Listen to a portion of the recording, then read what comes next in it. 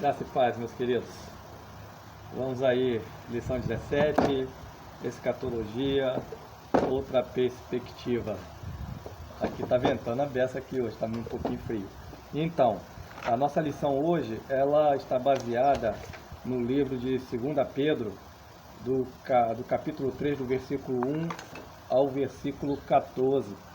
E acredito que a própria leitura em si, ela já dá aí uma boa interpretação, né, daquilo que nós estamos, através da lição, propondo para o nosso crescimento, a escatologia, outra perspectiva. E 2 Pedro, capítulo 3, do 1 ao 14, é uma lição extensa, nós vamos estar fazendo essa leitura. Ela começa falando sobre a vinda do Senhor e o seu significado. Pedro trazendo à luz essa grande perspectiva de todos nós, irmãos em Cristo. A palavra diz assim: Amados, esta é agora a segunda epístola que vos escrevo. Em ambas procuro despertar com lembranças a vossa mente esclarecida, para que vós recordeis das palavras que anteriormente foram ditas pelos santos profetas, bem como do mandamento do Senhor e Salvador, ensinado pelos vossos apóstolos, tendo em conta, antes de tudo, que nos últimos dias virão escarnecedores com os seus escárnios, andando segundo as próprias paixões, e dizendo: onde está a promessa da sua vinda? Porque desde que os pais dormiram, todas as coisas permanecem como desde o princípio da criação. Então aqui alguns contestam nessa segunda vinda de Cristo, já naquela época. Nossos antepassados já morreram e até hoje nunca aconteceu nada, e fica essa angústia, essa opressão interior, aguardando essa segunda vida, e as pessoas escarnecendo sobre isso. E nós sabemos que o tempo é de Deus e há uma preparação para toda a humanidade. E não é brincadeira, né? Uma preparação para toda a humanidade não é uma coisa muito fácil de se fazer. É só a gente olhar aí a questão da vacinação do Covid. Somos mais de 200 milhões de brasileiros. Estamos aí até o final de novembro. Se Deus quiser, todos estarão vacinados aí com relação ao Covid, na verdade. Mas não é uma logística fácil de se fazer. Todos aqueles que querem ser vacinados, enfim, por aí vai. E outros lugares já estão muito atrasados ainda, muito mais desenvolvidos que o Brasil, estão muito atrasados com suas vacinas e por aí vai. Então a gente vê que essa vinda de Cristo, ela demanda tempo e preparação, para que todos realmente possam entender o real significado dessa morte de cruz para todos nós.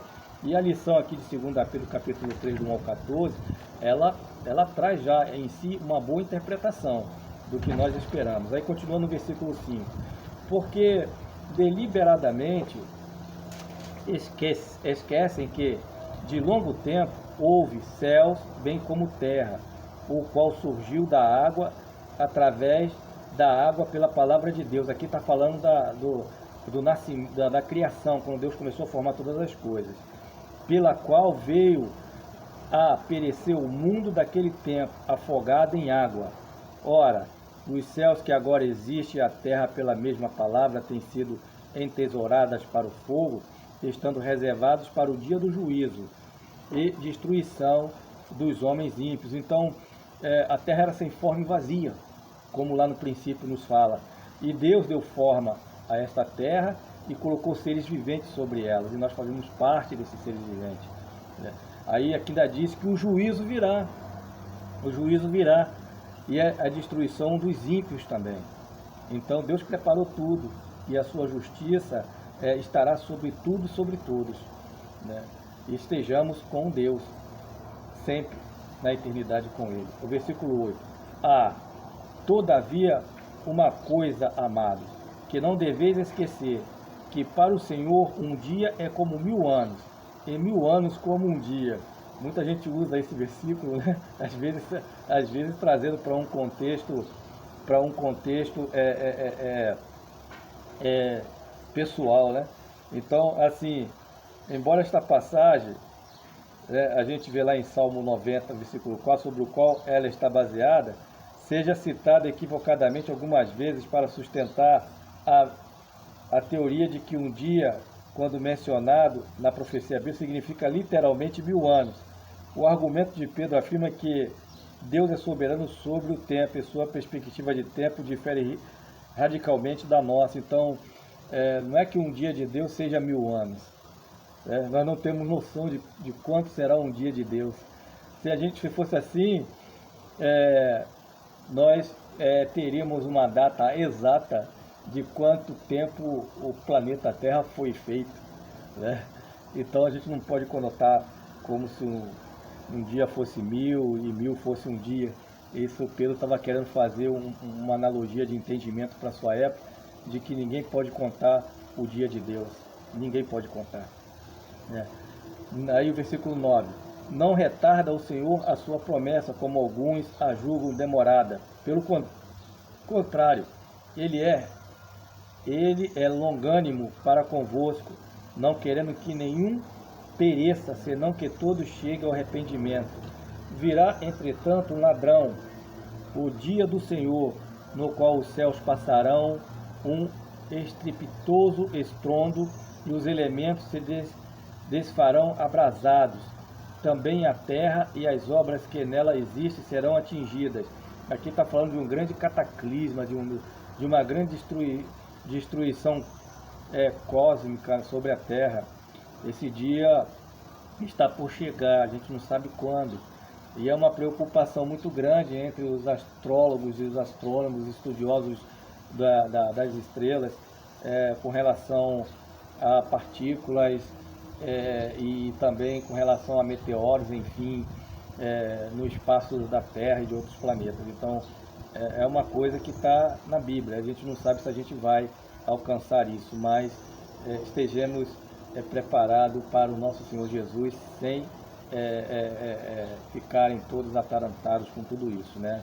Deus nos coloca essas mensagens para que a gente esteja sempre atento em nossa vida de santificação com Ele. Aí continua no versículo 11. Visto que todas estas coisas hão de ser assim desfeitas, deveis ser tais como as que vivem em santo procedimento e piedade, esperando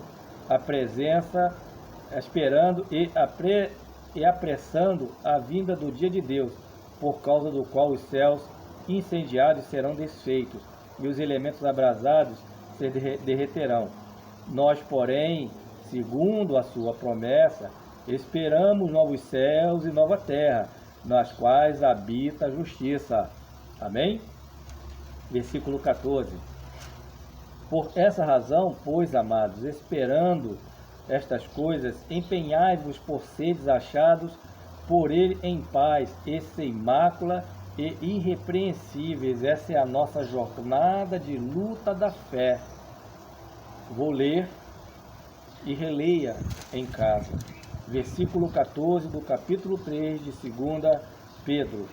Por esta razão, pois, amados, esperando estas coisas, empenhai-vos por seres achados por Ele em paz. Ele é o Cristo Jesus. Enquanto vier o tormento sobre o mundo, estejamos todos em Cristo em paz, esperando por Ele, por Cristo, sem mácula e irrepreensíveis, com uma vida ilibada de santificação. Deus abençoe. Deus ilumina todos e que tenhamos sempre paz. E trazendo aqui a lembrança de nossas orações, de nossas contribuições para missões nacionais. Não se esqueça disso, tá bom? Se você já contribuiu e quiser continuar contribuindo, que o faça de todo o coração, mas nunca deixe de estar orando, de estar intercedendo. Ore por missões nacionais, ore por nós, Missão Alcance, que estaremos em viagem nessa sexta-feira. Estaremos fazendo uma vigília missionária ali na nossa Igreja Batista em Água Branca, a partir das 22 horas, estaremos ali até 1 hora da manhã em vigília. Aqueles que moram próximo puderem estar conosco, esteja. Fique o tempo que entender que é necessário e seguro para você. Se não puder estar, esteja intercedendo e orando em seus lares, por nosso trabalho, por missões nacionais. Estaremos ali em Sodrelândia, fazendo um trabalho evangelístico, levando a palavra do Senhor aos corações, e que Deus possa nos agraciar com um bom tempo, nos agraciar com força, poder e autoridade ali naquele local, para a honra e glória do nosso Senhor. E esteja orando também pelo nosso pastor Denilson, pela vida dele, pelo ministério que ali contribui ali naquela igreja. Tem sido um bom pastor para todos nós, e que a gente possa estar orando por ele e por sua família, para que possa ter ali o ouvido atento à voz de Deus sempre, para a condução de nós ovelhas, aos seus cuidados. Deus abençoe a todos, ilumine a todos, e uma boa leitura em nome de Jesus.